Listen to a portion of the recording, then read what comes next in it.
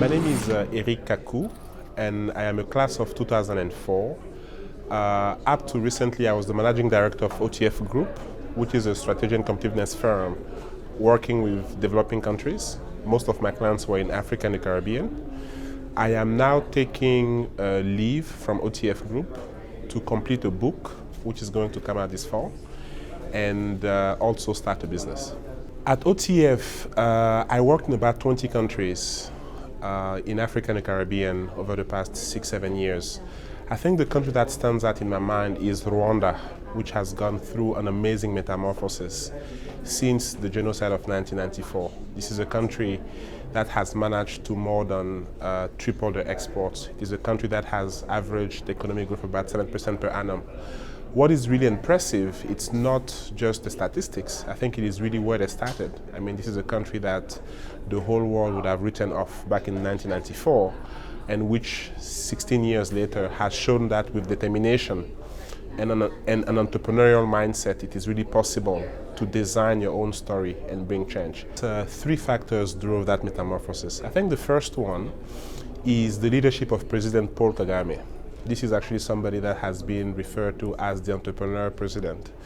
A leader that has really managed, by leading a revolution, but also by applying the same type of thinking, which is about being entrepreneurial and innovative in rebuilding his country. So I think this has been one of the main factors.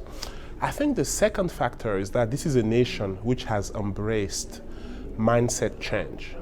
So they realized that some of the results that they had in the past, especially around the war and the genocide, came from hatred and lack of trust within the community. And they've really managed to, as a nation, embrace this difficult fact and find ways to actually rebuild themselves by questioning their mindsets and embracing values which are more open, more tolerant. I think the Gacaca process, which is a traditional court that they have used to judge people that were involved in the genocide, is a good example of that.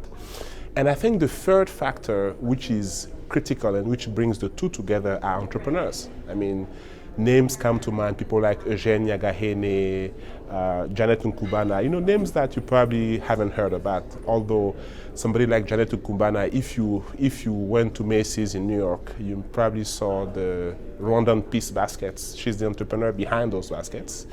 She's the person that actually brings wives of perpetrators and survivors together to weave those baskets. I think having entrepreneurs is really one of the things that has transformed Rwanda. You have Rwandan coffee at Costco. That wouldn't have been possible if it wasn't for those entrepreneurs. What you might not know about Rwanda is actually how peaceful and amazing the place is. I mean, because I think the images that come to mind, at least up to recently, the images that came to mind were images of bodies littering the streets and of dogs, eating, dead bodies, etc. I mean, you go to Kigali today, it has nothing to do with that. It's a fast-growing city.